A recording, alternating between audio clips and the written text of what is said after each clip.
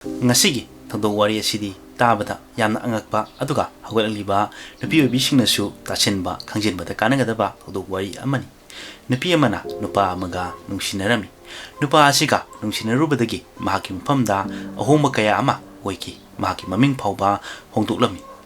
Chawkhalakpagi matong ina hawjiki matamda nupa nupi khangnarakpa asi yamna laiba ama oiri. Social media gi khuthangda amadi atai topa kaya ama laikre.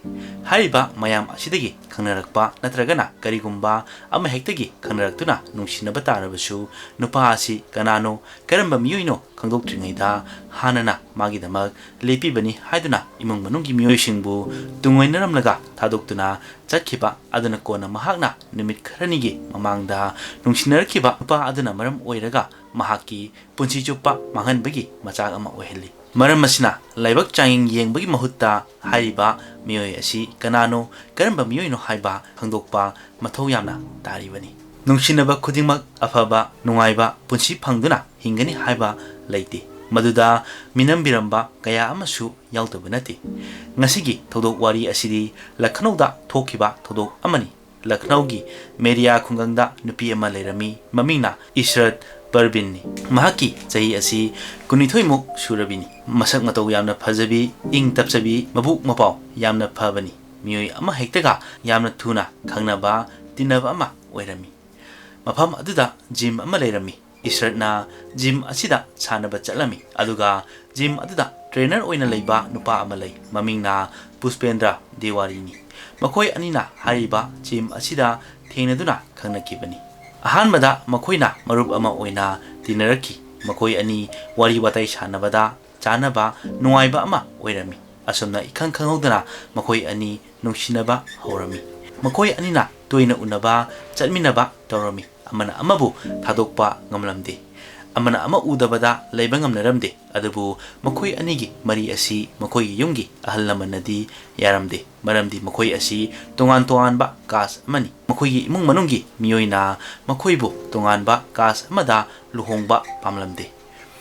Adubu makoi anidi punna laiminadaba yadabani. Asumna makoi ani punna laiminanaba khalami. Matam aduda Puspendrana magi career asi modeling da semba yagani khalami. Maram asina mahakna Mumbai da chatnaba plan tawrami.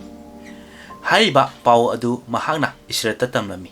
Matam aduda Ishratna nungairam khide makoi ani amana amabu udabada leibang amdraba matamda mahakpu thadoktuna Mumbai da chatkani haibada nungairamde. Aduga mahakpu thadoktuna chatpa yaroi hairami. Matam aduda Puspendrana asumna hairami. Mahakna hana Mumbai da chatlaga mahaki oiba career semlamge. Matam aduda Ishratna karigumba thabak ama hektagi haijilaga Mumbai da laknaba hairami. Asumna Puspendrana su Mumbai da chatkirami.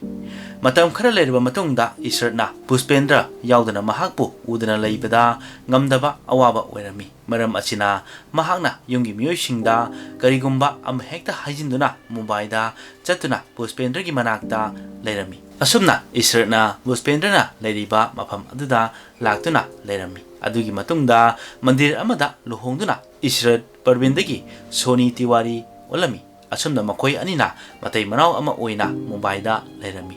Makoi anina pamjaba makoi anigi nungsi panthung yaure khanduna yamna nungaina himminarami.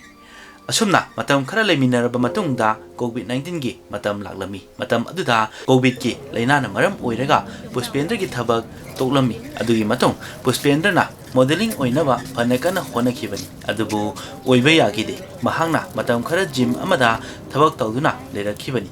Hawjik makoi anigi mafamda seli awatpa kaya ama laklami. Makoida awaba makoi anigi nungsinaba adusu sel leiraktabana maram oiraga khara makai hantharami. Makoida upai leitabadagi Puspendrana Ishratta haibadi Soni Tiwari da makoigi yum Lakhnauda chatnaba hairami. Asumna makoina Mumbai thatoktuna Lakhnauda laklami. Adubu Soni Tiwari haibadi Ishrat Parvinna yumda changdana Barambagi Andinagarda yum rel lauduna leirami. Aduga mahaki nupa Puspendrana mahaki yumda chatkirami. Aduga kundada mahaki oiba gym ama hanglami. Asumna hawjikti Puspendrana mahaki business ama tawba hawrami. Adubu Lakhnauda lehoriba Ishratnadi Puspendrana Lakhnauda laktuna mahaka puna leiminanaba hairami. ꯃꯐꯝ ꯑꯗꯨꯗ gym ꯍꯥꯡꯅꯕꯁꯨ ꯍꯥꯏꯔꯝꯃꯤ ꯃꯍꯥꯛꯀꯤ ꯊꯕꯛꯇ ꯏꯁ꯭ꯔꯠꯁꯨ ꯃꯇꯦꯡ ꯇꯧꯕ ꯌꯥꯎꯒꯦ ꯍꯥꯏꯔꯝꯃꯤ ꯑꯗꯨꯕꯨ ꯄꯨꯁꯄꯦꯟꯗ꯭ꯔꯒꯤ ꯌꯨꯝꯒꯤ ꯃꯤꯑꯣꯏꯁꯤꯡ ꯑꯃꯗꯤ ꯃꯍꯥꯛꯀꯤ ꯊꯕꯛꯀꯤ ꯃꯇꯨꯡ ꯏꯟꯅ ꯂꯈꯅꯧꯗ ꯂꯥꯛꯄ ꯌꯥꯔꯝꯗꯦ ꯃꯈꯣꯏ ꯑꯅꯤꯅ ꯐꯅ ꯌꯥꯝꯅ ꯅꯨꯡꯁꯤꯅꯔꯕꯁꯨ ꯇꯣꯉꯥꯟ ꯇꯣꯉꯥꯟꯅ ꯂꯩꯕ ꯇꯥꯔꯝꯃꯤ ꯑꯗꯨꯕꯨ ꯃꯔꯛ ꯃꯔꯛꯇ ꯄꯨꯁꯄꯦꯟꯗ꯭ꯔꯅ ꯏꯁ꯭ꯔꯠꯀꯤ ꯃꯅꯥꯛꯇ ꯆꯠꯂꯝꯃꯤ ꯃꯈꯣꯏ ꯑꯅꯤꯅ ꯃꯇꯝ ꯈꯔ ꯏꯁ꯭ꯔꯠꯀꯤ ꯌꯨꯝꯗ ꯂꯩꯃꯤꯟꯅꯔꯝꯃꯤ ꯃꯇꯝ ꯑꯗꯨꯗ ꯏꯁ꯭ꯔꯠꯁꯨ ꯌꯥꯝꯅ ꯍꯔꯥꯎꯕ ꯅꯨꯡꯉꯥꯏꯕ ꯑꯃ ꯑꯣꯏꯔꯝꯃꯤ ꯃꯍꯥꯛꯅ ꯅꯨꯡꯁꯤꯕ ꯃꯤꯑꯣꯏ ꯑꯃꯅ ꯃꯥꯒꯤ ꯃꯅꯥꯛꯇ ꯂꯥꯛꯇꯨꯅ ꯃꯈꯣꯏ ꯄꯨꯟꯅ ꯂꯩꯃꯤꯟꯅꯔꯕꯗꯤ ꯍꯔꯥꯎꯕ ꯅꯨꯡꯉꯥꯏꯕ ꯑꯣꯏꯕ ꯇꯥꯕꯅꯤ ꯑꯗꯨꯕꯨ ꯃꯈꯣꯏꯒꯤ ꯍꯔꯥꯎꯕ ꯅꯨꯡꯉꯥꯏꯕ ꯑꯗꯨꯁꯨ ꯀꯨꯏꯍꯧꯗꯦ ꯄꯨꯁꯄꯦꯟꯗ꯭ꯔꯅ ꯌꯨꯝꯗ ꯑꯃꯨꯛ ꯆꯠꯄ ꯑꯃꯨꯛ ꯏꯁ꯭ꯔꯠꯀꯤ ꯃꯅꯥꯛꯇ ꯂꯥꯛꯄ ꯑꯁꯨꯝꯅ ꯇꯧꯗꯨꯅ ꯂꯥꯛꯈꯤꯕꯅꯤ ꯑꯗꯨꯕꯨ 6 ꯁꯦꯞꯇꯦꯝꯕꯔ 2022 ꯌꯧꯔꯛꯄꯗ ꯃꯈꯣꯏ ꯑꯅꯤꯒꯤ ꯃꯐꯝꯗ ꯀꯔꯤꯒꯨꯝꯕ ꯑꯃ ꯊꯣꯛꯂꯝꯃꯤ ꯄꯨꯁꯄꯦꯟꯗ꯭ꯔꯅ 6 ꯁꯦꯞꯇꯦꯝꯕꯔ 2022ꯗ ꯏꯁ꯭ꯔꯠꯀꯤ ꯃꯅꯥꯛꯇ ꯂꯥꯛꯄ ꯃꯇꯝꯗ ꯏꯁ꯭ꯔꯠꯅ ꯌꯨꯝꯗ ꯂꯩꯔꯝꯈꯤꯗꯕꯅꯤ ꯃꯍꯥꯛꯅ ꯃꯐꯝ ꯈꯪꯗꯅ ꯃꯥꯡꯈꯤꯔꯝꯃꯤ ꯑꯁꯨꯝꯅ ꯄꯨꯁꯄꯦꯟꯗ꯭ꯔꯅ ꯁꯨꯁꯥꯟꯀꯣꯞ ꯁꯤꯇꯤ ꯄꯨꯂꯤꯁ ꯁ꯭ꯇꯦꯁꯟꯗ ꯆꯠꯂꯝꯃꯤ ꯑꯗꯨꯒ FIR ꯑꯃ ꯏꯈꯠꯅꯕ ꯍꯥꯏꯔꯝꯃꯤ ꯃꯍꯥꯛꯅ ꯍꯥꯏ 2 ꯁꯦꯞꯇꯦꯝꯕꯔ 2022 ꯑꯁꯤꯗ ꯃꯍꯥꯛꯅ ꯀꯅꯥꯒꯨꯝꯕ ꯃꯤꯑꯣꯏ ꯑꯃꯒ ꯎꯅꯒꯅꯤ ꯍꯥꯏꯗꯨꯅ ꯐꯣꯅꯤꯛꯁ ꯄꯂꯥꯁꯤꯑꯣ ꯃꯣꯜꯒꯤ ꯃꯅꯥꯛꯇ ꯊꯝꯂꯝꯕꯅꯤ ꯑꯗꯨꯕꯨ ꯉꯁꯤꯗꯒꯤ ꯅꯨꯃꯤꯠ 4ꯅꯤ ꯍꯧꯈ꯭ꯔꯦ ꯍꯧꯖꯤꯛ ꯐꯥꯎꯕ ꯃꯥꯒꯤ ꯅꯨꯄꯤꯅ ꯌꯨꯝꯗ ꯍꯜꯂꯛꯈꯤꯗꯕꯅꯤ ꯄꯨꯁꯄꯦꯟꯗ꯭ꯔꯅ ꯏꯁ꯭ꯔꯠꯀꯤ ꯅꯝꯕꯔꯗ ꯀꯌꯥꯔꯛ ꯀꯣꯜ ꯇꯧꯔꯕꯁꯨ ꯐꯣꯟ ꯔꯤꯡꯗꯤ ꯆꯠꯂꯤ ꯑꯗꯨꯕꯨ ꯄꯥꯏꯈꯠꯂꯛꯈꯤꯗꯕꯅꯤ ꯏꯁ꯭ꯔꯠꯅ ꯀꯔꯤ ꯐꯤꯕꯝꯗ ꯀꯗꯥꯏꯗ ꯂꯩꯔꯝꯒꯅꯤ ꯄꯥꯈꯠꯇꯕ ꯉꯝꯗꯦ ꯃꯥꯕꯨ ꯑꯃꯨꯛꯇ ꯊꯤꯗꯣꯛꯄꯤꯌꯨ ꯍꯥꯏꯔꯝꯃꯤ ꯑꯁꯨꯝꯅ FIR ꯑꯃ ꯀꯝꯄ꯭ꯂꯦꯟ ꯇꯧꯔꯕ ꯃꯇꯨꯡ ꯄꯨꯂꯤꯁꯅꯁꯨ ꯏꯁ꯭ꯔꯠꯄꯨ ꯊꯤꯕ ꯍꯧꯔꯝꯃꯤ ꯄꯨꯂꯤꯁꯅ ꯊꯤꯕ ꯍꯧꯗ꯭ꯔꯤꯉꯩꯗ ꯄꯨꯂꯤꯁꯅ ꯚꯨꯄꯦꯟꯗ꯭ꯔꯗ ꯃꯈꯣꯏ ꯑꯅꯤꯒꯤ ꯋꯥꯔꯤ ꯍꯪꯂꯝꯃꯤ ꯑꯁꯨꯝꯅ ꯄꯨꯁꯄꯦꯟꯗ꯭ꯔꯅ ꯃꯈꯣꯏ ꯑꯅꯤꯒꯤ ꯋꯥꯔꯤ ꯄꯨꯝꯕ ꯂꯣꯏꯅꯃꯛ ꯂꯤꯔꯝꯃꯤ ꯑꯗꯨꯒ ꯃꯍꯥꯛꯅ ꯁꯦꯞꯇꯦꯝꯕꯔꯒꯤ ꯇꯥꯡ 2ꯗ ꯃꯥꯒꯤ ꯅꯨꯄꯤ ꯑꯁꯤ ꯃꯐꯝ ꯈꯪꯗꯅ ꯃꯥꯡꯈꯤꯕꯅꯤ ꯃꯇꯝ ꯑꯗꯨꯗ ꯄꯨꯂꯤꯁꯅ ꯍꯪꯂꯝꯃꯤ ꯅꯪꯅ ꯅꯪꯒꯤ ꯅꯨꯄꯤꯕꯨ ꯃꯣꯜ ꯑꯗꯨꯗ ꯄꯨꯡ ꯀꯌꯥꯗ ꯊꯤꯟꯈꯤꯕꯅꯣ ꯍꯪꯕꯗ ꯄꯨꯁꯄꯦꯟꯗ꯭ꯔꯅ ꯑꯌꯨꯛꯀꯤ ꯃꯇꯝꯗꯅꯤ ꯍꯥꯏꯔꯝꯃꯤ ꯃꯇꯝ ꯑꯗꯨ ꯆꯥꯎꯔꯥꯛꯅ ꯄꯨꯡ 6-7 ꯑꯗꯨꯋꯥꯏꯗ ꯊꯤꯜꯂꯝꯕꯅꯤ ꯑꯗꯨꯒ ꯄꯨꯁꯄꯦꯟꯗ꯭ꯔꯅ ꯃꯥꯒꯤ ꯕꯥꯏꯛ ꯇꯣꯡꯗꯨꯅ ꯌꯨꯝꯗ ꯍꯜꯂꯛꯈꯤꯕꯅꯤ ꯑꯗꯨꯒꯤ ꯃꯇꯨꯡꯗ ꯃꯍꯥꯛꯅ ꯀꯣꯜ ꯄꯥꯏꯈꯠꯂꯛꯈꯤꯗꯕꯅꯤ ꯑꯁꯨꯝꯅ ꯄꯨꯂꯤꯁꯅ ꯏꯁ꯭ꯔꯠꯀꯤ ꯐꯣꯟ ꯑꯁꯤ ꯇ꯭ꯔꯦꯛ ꯇꯧꯗꯨꯅ ꯌꯦꯡꯕ ꯍꯧꯔꯝꯃꯤ ꯃꯇꯝ ꯑꯗꯨꯗ ꯄꯨꯂꯤꯁꯇꯁꯨ ꯑꯉꯛꯄ ꯑꯃ ꯑꯣꯏꯔꯝꯃꯤ ꯏꯁ꯭ꯔꯠꯅ ꯃꯥꯡꯈ꯭ꯔꯕ ꯃꯇꯨꯡ ꯄꯨꯂꯤꯁꯅ ꯂꯣꯀꯦꯁꯟ ꯇ꯭ꯔꯦꯛ ꯇꯧꯗꯨꯅ ꯌꯦꯡꯕꯗ ꯍꯧꯖꯤꯛꯁꯨ ꯐꯣꯅꯤꯛꯁ ꯃꯣꯜꯒꯤ ꯃꯅꯥꯛꯇ ꯂꯩꯕ ꯎꯔꯝꯃꯤ ꯑꯗꯨꯒ ꯑꯃꯅ ꯚꯨꯄꯦꯟꯗ꯭ꯔꯅ ꯍꯥꯏꯔꯛꯄꯒꯤ ꯃꯇꯨꯡ ꯏꯟꯅ ꯑꯌꯨꯛꯀꯤ ꯄꯨꯡ 6-7 ꯑꯗꯨꯋꯥꯏꯗ ꯃꯤꯑꯣꯏ ꯀꯅꯥꯒ ꯎꯅꯕ ꯆꯠꯄ ꯑꯣꯏꯒꯅꯤ ꯚꯨꯄꯦꯟꯗ꯭ꯔꯅ ꯍꯥꯏꯔꯤꯕ ꯑꯗꯨ ꯊꯥꯖꯕ ꯈꯔ ꯃꯈꯩꯗꯤ ꯋꯥꯠꯂꯝꯃꯤ ꯅꯪꯅ ꯑꯌꯨꯛ ꯑꯉꯟꯕꯗ ꯅꯪꯒꯤ ꯅꯨꯄꯤꯕꯨ ꯀꯔꯤ ꯃꯔꯝꯒꯤ ꯊꯤꯜꯂꯤꯕꯅꯣ ꯍꯪꯕ ꯃꯇꯝꯗ ꯄꯨꯁꯄꯦꯟꯗ꯭ꯔꯅ ꯃꯗꯨꯒꯤ ꯆꯞ ꯆꯥꯕ ꯄꯥꯎꯈꯨꯝ ꯄꯤꯕ ꯉꯝꯂꯝꯗꯦ ꯃꯍꯥꯛꯅ ꯃꯤꯑꯣꯏ ꯑꯃꯒ ꯎꯅꯒꯅꯤ ꯍꯥꯏꯅ ꯊꯤꯟꯈꯤꯕꯅꯤ ꯑꯗꯨꯕꯨ ꯃꯤꯑꯣꯏ ꯑꯗꯨ ꯀꯅꯥꯅꯣ ꯍꯥꯏꯅ ꯍꯪꯕꯗ ꯃꯗꯨꯒꯤ ꯄꯥꯎꯈꯨꯝ ꯄꯨꯁꯄꯦꯟꯗ꯭ꯔꯅ ꯄꯤꯕ ꯂꯩꯔꯝꯗꯦ ꯄꯨꯂꯤꯁꯅ ꯃꯈꯥ ꯇꯥꯅ ꯊꯤꯒꯠꯄꯗ ꯄꯨꯁꯄꯦꯟꯗ꯭ꯔ ꯑꯃꯗꯤ ꯏꯁ꯭ꯔꯠ ꯃꯈꯣꯏ ꯑꯅꯤ ꯄꯨꯟꯅ ꯂꯩꯔꯝꯗꯦ ꯍꯥꯏꯕ ꯈꯪꯂꯝꯃꯤ ꯑꯗꯨꯒ ꯑꯃꯅ ꯏꯁ꯭ꯔꯠꯅ ꯁꯦꯞꯇꯦꯝꯕꯔꯒꯤ ꯇꯥꯡ 2ꯗ ꯃꯥꯡꯈꯤꯕ ꯑꯗꯨꯅ ꯄꯨꯁꯄꯦꯟꯗ꯭ꯔꯅ ꯇꯥꯡ 6ꯇ ꯃꯥꯒꯤ ꯅꯨꯄꯤ ꯃꯥꯡꯈꯤꯕꯒꯤ FIR ꯏꯈꯠꯄ ꯂꯥꯛꯈꯤꯕ ꯑꯁꯤꯅ ꯄꯨꯂꯤꯁꯅ ꯚꯨꯄꯦꯟꯗ꯭ꯔꯗ ꯆꯤꯡꯅꯕ ꯈꯔ ꯂꯩꯔꯝꯃꯤ ꯏꯁ꯭ꯔꯠꯅ ꯃꯥꯡꯈꯤꯕ ꯑꯁꯤ ꯄꯨꯁꯄꯦꯟꯗ꯭ꯔꯅ ꯇꯧꯔꯝꯕꯁꯨ ꯑꯣꯏꯔꯝꯕ ꯌꯥꯏ ꯍꯥꯏꯕꯁꯤ ꯄꯨꯂꯤꯁꯅ ꯆꯤꯡꯅꯔꯝꯃꯤ ꯑꯁꯨꯝꯅ ꯑꯃꯨꯛꯀ ꯄꯨꯂꯤꯁꯅ ꯄꯨꯁꯄꯦꯟꯗ꯭ꯔꯗ ꯄꯨꯂꯤꯁ ꯁ꯭ꯇꯦꯁꯟꯗ ꯀꯧꯗꯨꯅ ꯋꯥꯍꯪ ꯇꯧꯔꯝꯃꯤ खरा हेना कन्ना तक्सिन्दुना वाहंग तौबदा पुष्पेंद्रनसु असेंग पुंबा हायरमी नुपी मांखिबगी नुंगाइतना लेरंबा अदु तौसिनबा अमा ओइरमी ईश्वरना मांखरिबा असि पुष्पेंद्रना सिनबा खुजिन थौरांग अमा ओइरमी पुलिसना मखा ताना हंगबदा ईश्वर असि मांखिबा खक नतना पुष्पेंद्रना ईश्वर असिबु हाख्रे हाइना तमलमी महाकना सेप्टेम्बरगी तांग अनिदा हाखिबनी पुलिसना नंगना मफम कदाइदा मतौ करमना अमदी करी मरमगी हालिबनो हाइना हंगलमी मदुदा पुष्पेंद्रना डिटेल्सता लोइना हाइरमी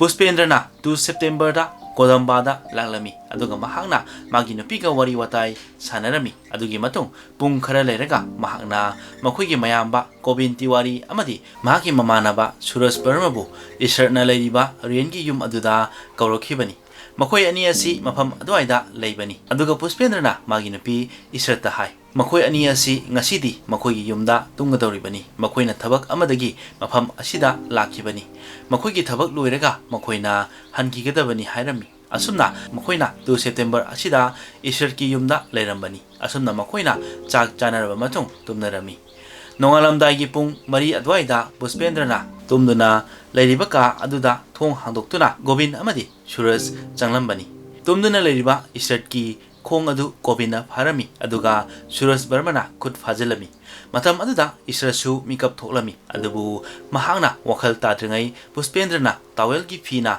ꯃꯆꯤꯟꯗ ꯅꯝꯁꯤꯟꯗꯨꯅ ꯏꯁ꯭ꯋꯔꯕꯨ ꯍꯥꯠꯈꯤꯕꯅꯤ ꯏꯁ꯭ꯋꯔꯕꯨ ꯍꯥꯠꯂꯕ ꯃꯇꯨꯡ ꯃꯈꯣꯏꯅ ꯄ꯭ꯂꯥꯟ ꯑꯃ ꯇꯧꯔꯝꯃꯤ ꯃꯈꯣꯏꯕꯨ ꯀꯦꯁ ꯑꯁꯤꯗ ꯄꯨꯂꯤꯁꯅ ꯐꯥꯗꯅꯕ ꯑꯁꯨꯝꯅ ꯃꯈꯣꯏꯅ ꯐꯣꯅꯤꯛꯁ ꯃꯣꯜ ꯃꯅꯥꯛꯇ ꯆꯠꯇꯨꯅ ꯏꯁ꯭ꯋꯔꯒꯤ ꯃꯣꯕꯥꯏꯜ ꯐꯣꯟ ꯑꯗꯨꯕꯨ ꯃꯐꯝ ꯑꯗꯨꯗ ꯂꯣꯠꯁꯤꯜꯂꯝꯕꯅꯤ ꯑꯗꯨꯒ ꯏꯁ꯭ꯋꯔꯒꯤ ꯑꯁꯤꯕ ꯍꯛꯆꯥꯡ ꯑꯗꯨꯅ ꯄ꯭ꯂꯥꯁꯇꯤꯛꯅ ꯌꯣꯝꯁꯤꯜꯂꯒ ꯀꯣꯕꯤꯟ ꯑꯃꯗꯤ ꯁꯨꯔꯖꯀꯤ ꯃꯇꯦꯡ ꯂꯧꯗꯨꯅ ꯄꯨꯁꯄꯦꯟꯗ꯭ꯔꯒꯤ ꯀꯥꯔꯗ ꯍꯥꯞꯆꯤꯜꯂꯝꯃꯤ ꯑꯗꯨꯒ ꯃꯈꯣꯏꯅ ꯃꯐꯝ ꯑꯗꯨꯗꯒꯤ ꯕꯔꯥꯏꯗ ꯆꯠꯂꯝꯃꯤ ꯃꯐꯝ ꯑꯗꯨꯒꯤ ꯈꯔ ꯇꯨꯔꯦꯜꯗ ꯏꯁ꯭ꯋꯔꯒꯤ ꯑꯁꯤꯕ ꯍꯛꯆꯥꯡ ꯑꯗꯨꯕꯨ ꯍꯨꯟꯗꯣꯛꯈꯤꯕꯅꯤ ꯑꯗꯨꯒꯤ ꯃꯇꯨꯡꯗ ꯃꯈꯣꯏ ꯑꯍꯨꯝꯅ ꯇꯣꯉꯥꯟ ꯇꯣꯉꯥꯟꯕ ꯃꯐꯝꯗ ꯆꯠꯂꯝꯃꯤ ꯄꯨꯁꯄꯦꯟꯗ꯭ꯔꯒꯤ ꯄ꯭ꯂꯥꯟꯒꯤ ꯃꯇꯨꯡ ꯏꯟꯅ ꯂꯈꯅꯧꯗ ꯂꯥꯛꯂꯝꯃꯤ ꯑꯗꯨꯒ ꯅꯨꯃꯤꯠ ꯈꯔ ꯉꯥꯏꯔꯝꯃꯤ ꯃꯔꯝꯗꯤ ꯍꯣꯔꯦꯟ ꯃꯥꯅ ꯄꯨꯂꯤꯁꯇ ꯍꯥꯏꯕ ꯃꯇꯝꯗ ꯃꯍꯥꯛꯅ ꯃꯥꯒꯤ ꯅꯨꯄꯤꯕꯨ ꯅꯨꯃꯤꯠ ꯈꯔꯅꯤ ꯌꯨꯝꯗ ꯍꯜꯂꯛꯄ ꯉꯥꯏꯔꯝꯃꯤ ꯃꯥꯒꯤ ꯅꯨꯄꯤꯕꯨ ꯃꯐꯝ ꯈꯨꯗꯤꯡ ꯆꯠꯇꯨꯅ ꯊꯤꯔꯝꯃꯤ ꯑꯗꯨꯕꯨ ꯐꯪꯃꯜꯂꯛꯇꯕꯗꯒꯤ ꯄꯨꯂꯤꯁ ꯁ꯭ꯇꯦꯁꯟꯗ ꯂꯥꯛꯇꯨꯅ ꯄꯥꯎ ꯍꯥꯏꯔꯛꯄꯅꯤ ꯍꯥꯏꯕꯗ ꯊꯥꯖꯅꯕ ꯅꯨꯃꯤꯠ ꯈꯔꯅꯤ ꯉꯥꯏꯔꯝꯈꯤꯕꯅꯤ ꯄꯨꯁꯄꯦꯟꯗ꯭ꯔꯒꯤ ꯋꯥꯈꯜꯗ ꯑꯁꯨꯝꯅ ꯇꯧꯔꯕꯗꯤ ꯀꯦꯁ ꯑꯁꯤ ꯁꯣꯜꯕ ꯇꯧꯕ ꯉꯝꯂꯔꯣꯏ ꯏꯁ꯭ꯋꯔꯒꯤ ꯑꯁꯤꯕ ꯍꯛꯆꯥꯡ ꯑꯁꯤꯁꯨ ꯐꯪꯂꯔꯣꯏ ꯑꯗꯨ ꯑꯣꯏꯔꯕꯗꯤ ꯃꯍꯥꯛ ꯅꯨꯡꯉꯥꯏꯅ ꯃꯊꯟꯇ ꯍꯤꯡꯕ ꯌꯥꯔꯦ ꯈꯜꯂꯝꯈꯤ ꯃꯈꯣꯏꯅ 2 ꯁꯦꯞꯇꯦꯝꯕꯔꯗ ꯏꯁ꯭ꯋꯔꯕꯨ ꯍꯥꯠꯈꯤꯕꯅꯤ ꯑꯗꯨꯒ 6 ꯁꯦꯞꯇꯦꯝꯕꯔꯗ ꯄꯨꯂꯤꯁ ꯁ꯭ꯇꯦꯁꯟꯗ ꯆꯠꯇꯨꯅ ꯀꯦꯁ ꯑꯃ ꯍꯥꯏꯕꯗꯤ FIR ꯑꯃ ꯏꯈꯠꯈꯤꯕꯅꯤ ꯑꯗꯨꯕꯨ ꯄꯨꯁꯄꯦꯟꯗ꯭ꯔꯅ ꯐꯅ ꯍꯩꯁꯤꯡꯅ ꯇꯧꯔꯕꯁꯨ ꯄꯨꯂꯤꯁꯅ ꯊꯤꯒꯠꯇꯨꯅ ꯑꯁꯦꯡꯕ ꯀꯔꯤꯅꯣ ꯈꯪꯕ ꯉꯝꯈꯤꯕꯅꯤ ꯑꯁꯨꯝꯅ ꯄꯨꯁꯄꯦꯟꯗ꯭ꯔꯕꯨ ꯐꯥꯈꯤꯔꯝꯃꯤ ꯑꯗꯨꯕꯨ ꯍꯧꯖꯤꯛ ꯄꯨꯁꯄꯦꯟꯗ꯭ꯔꯅ ꯃꯥꯒꯤ ꯅꯨꯄꯤ ꯏꯁ꯭ꯋꯔ ꯑꯁꯤ ꯍꯥꯠꯈ꯭ꯔꯕꯅꯤ ꯑꯗꯨꯕꯨ ꯄꯨꯁꯄꯦꯟꯗ꯭ꯔꯅ ꯀꯔꯤ ꯃꯔꯝꯒꯤꯗꯃꯛ ꯃꯥꯒꯤ ꯅꯨꯄꯤ ꯏꯁ꯭ꯋꯔꯕꯨ ꯍꯥꯠꯂꯤꯕꯅꯣ ꯍꯥꯏꯕ ꯈꯪꯗ꯭ꯔꯤꯕꯅꯤ ꯃꯔꯝ ꯑꯁꯤ ꯄꯨꯂꯤꯁꯅ ꯈꯪꯗꯕ ꯌꯥꯗꯕ ꯑꯃ ꯑꯣꯏꯔꯝꯃꯤ ꯑꯁꯨꯝꯅ ꯃꯈꯥ ꯇꯥꯅ ꯄꯨꯂꯤꯁꯅ ꯊꯤꯒꯠꯇꯨꯅ ꯄꯨꯁꯄꯦꯟꯗ꯭ꯔꯗ ꯍꯪꯂꯝꯃꯤ ꯅꯪꯅ ꯏꯁ꯭ꯋꯔꯕꯨ ꯀꯔꯤ ꯃꯔꯝꯒꯤꯗꯃꯛ ꯍꯥꯠꯂꯤꯕꯅꯣ ꯍꯥꯏꯅ ꯄꯨꯁꯄꯦꯟꯗ꯭ꯔꯅ ꯍꯥꯏꯔꯛꯄꯗ ꯃꯈꯣꯏ ꯑꯅꯤ ꯑꯁꯤ ꯇꯣꯉꯥꯟ ꯇꯣꯉꯥꯟꯅ ꯂꯩꯔꯤꯕꯅꯤ ꯃꯔꯝ ꯑꯁꯤꯅ ꯏꯁ꯭ꯋꯔ ꯑꯁꯤ ꯑꯇꯣꯞꯄ ꯅꯨꯄꯥ ꯑꯇꯩꯒ ꯑꯔꯣꯟꯕ ꯃꯔꯤ ꯊꯝꯃꯤ ꯃꯔꯝ ꯑꯁꯤꯅ ꯏꯁ꯭ꯋꯔꯕꯨ ꯄꯨꯁꯄꯦꯟꯗ꯭ꯔꯅ ꯄꯨꯟꯅ ꯂꯩꯃꯤꯟꯅꯕ ꯄꯥꯝꯈꯤꯗꯕꯅꯤ ꯃꯔꯝ ꯑꯁꯤꯅ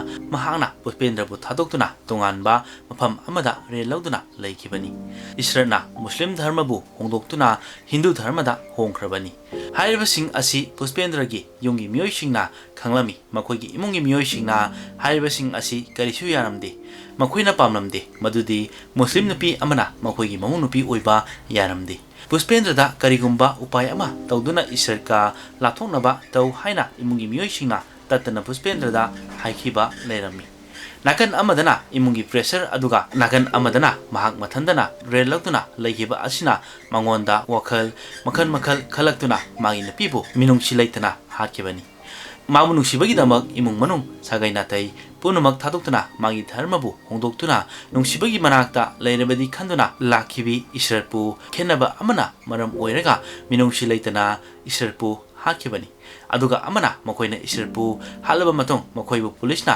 फादनबा ईश्वर हाटपदा सिजनगिबा पोलमसिंग मांगहनबा होनबदा त्रिशमगी मूवी अदुबो हंजिन हंजिन क्यारक येंखी हाइबा खंगमंगलमी मखोइना ईश्वर की मोबाइल फोन असिबो फोनिक्स मॉल मनाक्ता हुंदोखिबा असिसु फिल्म असिगी मतौ लौदुना तौखिबनी मखोइना ईश्वरपु हात्रिङैगी ममांगदसु फिल्म असी कयारक हन्ना येंगलमी अदुगा हालबा मतुंगदसु फिल्म असी हंजिन हंजिन येंखिरमी पुष्पेंद्रना हायरपगी मतुंग इना ईश्वर की मोबाइल फोन लोलंबा अदुसु लोखटपा ngамखिरमी कोबिन तिवारीसु कोंडागी पुलिस फाखिरमी पुलिसना कोबिनदा वहंग पहंग तौबदसु महाकना असेंग मलोइना हाइदोलंबनी ईश्वरना मागी इमुंग मनु मचे मचल मबुंग मोपा पुनुमक थादोक्तुना नुंसिबा मागी मनाक्ता लेजबा फंगलदी खंदुना लाखिबनी अदुबु मागी दमक अदुकी मतिक नुंसिबिरिबा मियोय अदुबु मिनुंगसि करिसु लैतना यामना लाइना हातपंगंबा अदुगा पुष्पेंद्रना ईश्वरपुसु याम नुंसिना